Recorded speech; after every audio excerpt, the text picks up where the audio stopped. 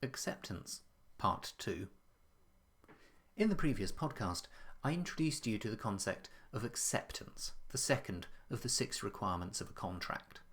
Acceptance, as you will remember, must be unqualified, unconditional, and communicated to the offeror. In this podcast, I will discuss unconditional acceptance and communication of acceptance. For acceptance to be valid, it must be expressed unconditionally. This is a far simpler notion than that of being unqualified. It simply means that the acceptance must not be reliant on something else happening. Where an acceptance is predicated on something else happening, it is not a binding acceptance. For example, if I were to say, yes, I will buy 10 widgets from you, provided that my widget manager confirms that they are the right ones, I have not accepted your offer.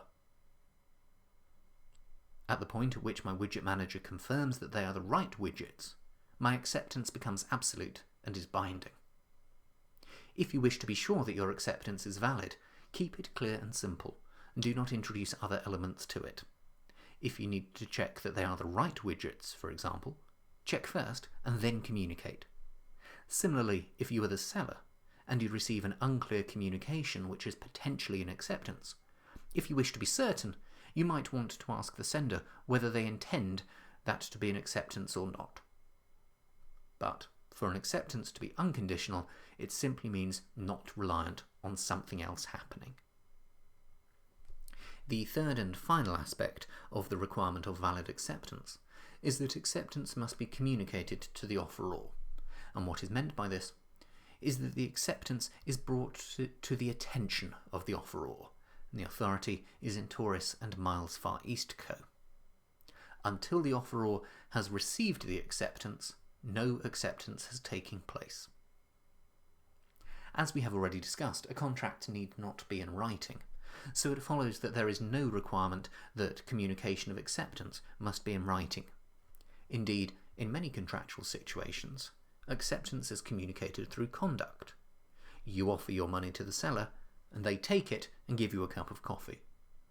In a similar manner, where parties write down terms in a document, and one party signs but the other forgets to do so but performs in accordance with their documented obligations, the terms of the agreement are likely to be those documented, notwithstanding the lack of signature. And the authority for this is Broden and the Metropolitan Railway Company. While the general rule is that acceptance is only valid if it is brought to the attention of the offeror, there are 2 important exceptions. And the first exception is the situation in which a contract is formed on a unilateral basis. Think back to the case of Mrs. Carlyle and her carbolic smoke ball. She did not write to the company saying that she was going to accept their offer, or in any way communicate with them. She simply used the product in the manner they had required. By advertising their offer in such a way that Mrs. Carlyle's conduct alone was sufficient to fulfill its conditions, the company had waived its right to require acceptance to be communicated. The second exception is what is known as the postal rule. Do make sure that you read about it because it is very important, but also remember that it is an exception to the general rule that acceptance must be communicated to the offeror. The 2 cases I suggest that you read are Adams and Lindsell and Henthorne and Fraser. The postal rule, as the name suggests, relates to the situation in which an offeror requires that communication of acceptance happens by post. The general principle, of course, is that acceptance happens on receipt. The postal rule is that if an offeror requires acceptance by post, acceptance is deemed communicated to the offeror when the sending party entrusts their letter of acceptance to the postal service.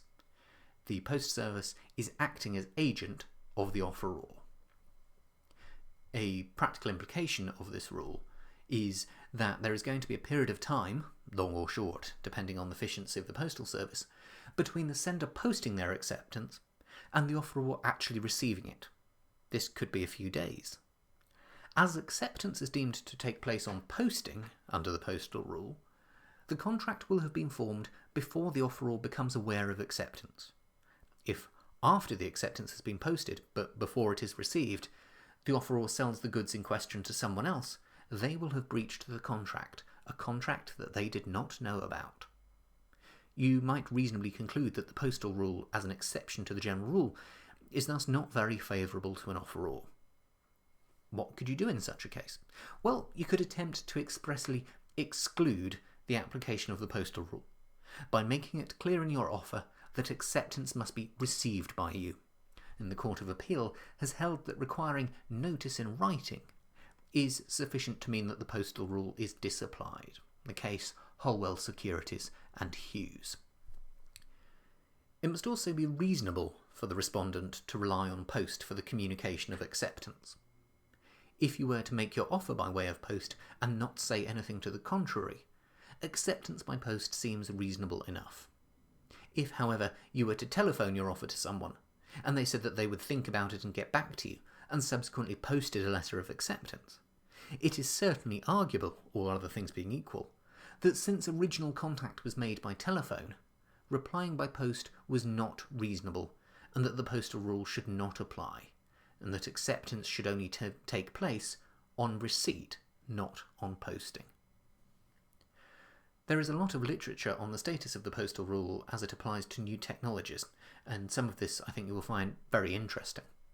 Remember that the postal rule is an exception to the general principle that acceptance must be communicated to the offeror, and so your starting point is that acceptance must be brought to the attention of the offeror. As such, if you were to attempt to accept an offer by email, could you validly consider that, having clicked the send button, you had accepted? Or would the recipient need to have received the email before acceptance has happened? What happens if they receive the email, but it is moved automatically to the junk or spam folder, such that they do not see it? There must be a degree of business realism about this.